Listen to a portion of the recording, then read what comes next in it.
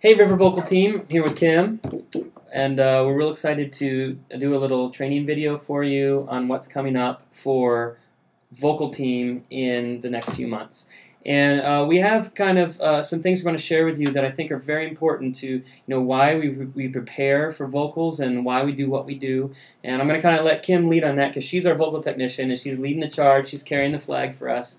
And we have I think, some very important things that we all need to be on the same page on. So, so Kim, why don't you just take it away? Just talk to us. We're going to start with philosophy, right? Like, why are we even doing this? Why are we singing? That kind of stuff. I feel that when you're up there performing, you're not just performing. You're not performing for an audience. You're singing for God, and you're praising Him. You're worshiping Him with your talent. And so you're not only singing to Him and for Him, but you're singing on behalf of all of the people that are sitting down in the seats below you. And in order to convey your message, you need to have your song memorized. You need to be able to make eye contact with people. We want to move people every Sunday. Every Sunday, I want people to come up to you and say, you really moved me today. You moved me to tears. I want people, once the band starts playing and the singers start singing, I want them to be standing in the aisles with their hands in the air because they're so moved. And in order to bring that level of passion and intensity to your performance, you really have to have the song memorized. You need to be able to make eye contact with people and not just be reading words and not be distracted by other things. And when you have a song memorized, it will allow you to kind of notice what's going on in the room. You can see that somebody's moved, and that spiritually it makes you rise higher. And so we want to really encourage everybody to start memorizing songs, every song, every time. And so here we're going to give you some tips for how to memorize your stuff. One of the things that helps, and this is really basic, but is to write out the lyrics by hand. Don't just copy and paste them from a website somewhere.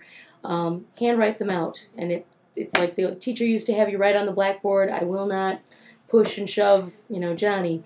It gets the message across, and you will remember because you hand wrote it. That's one thing that you can do. Another thing you can do is look at the lyrics to the song and think of it as a story. Look at the first verse, and a lot of times, there is a story in the song, and think about what each verse means and where it's going. Think about that story when you're singing the song. And some songs, they don't really have a story. There's, lines that are put together, and they don't seem to have any kind of a direction. And those, you have to find some other tricks in order to memorize them. You have to look at, this verse starts with, the first word is on a C, and then the next verse starts with F, and the next verse is starting on a word with an L. Hey, that's alphabetical. That's how I can remember the lyrics to that song. Or, if it's not alphabetical, it's, the opposite of alphabetical, or maybe it's an acronym.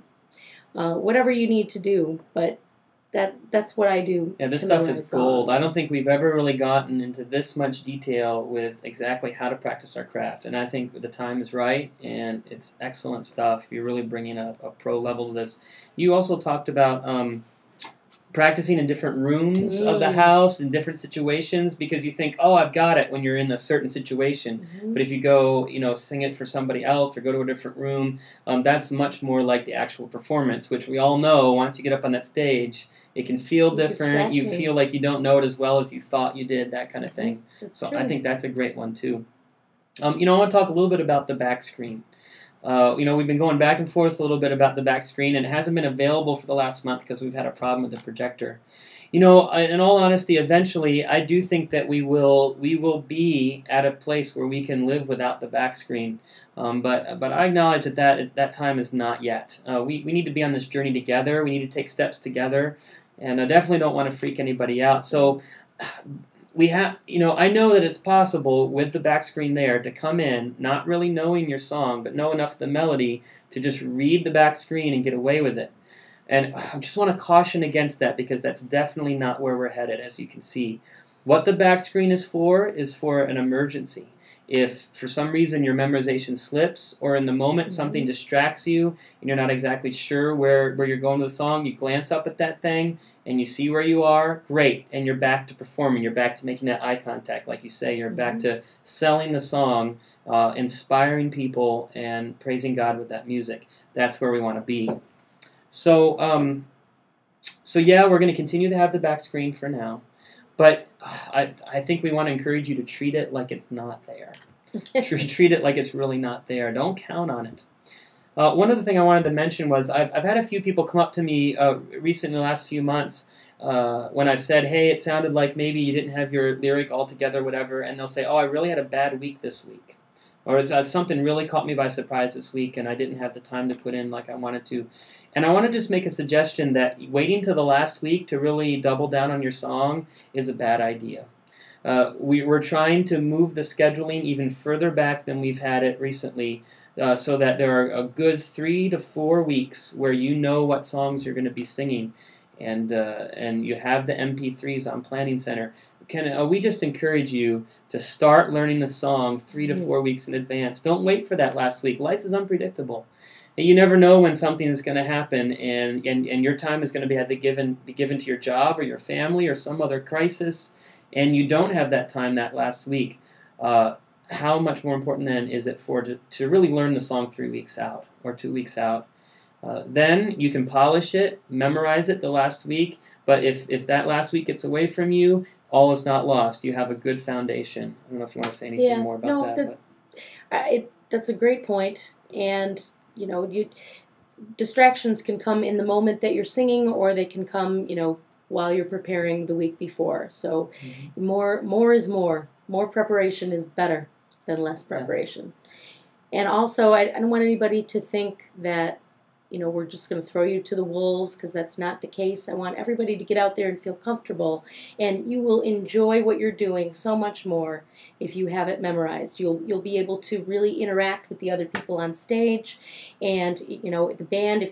If Jim gives a cue and we're going to say, hey, let's take it around again, because people are really into this song, you'll be able to do that, and we'll be able to focus on what's happening, and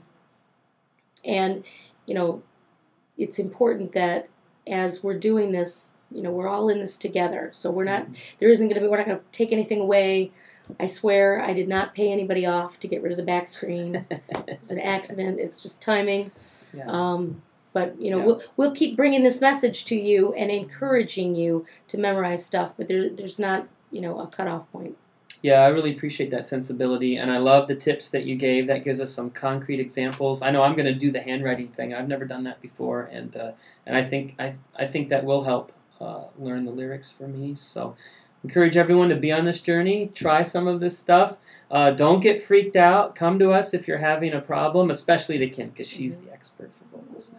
So, all right, we love you guys. Thanks for being a part of the team and part of the journey. And get back to us if you have any feedback or comments about this or any other suggestions that help you prepare for your vocal too, and we'll pass them on to the team. All right. Have a great Christmas season. We'll be seeing you soon.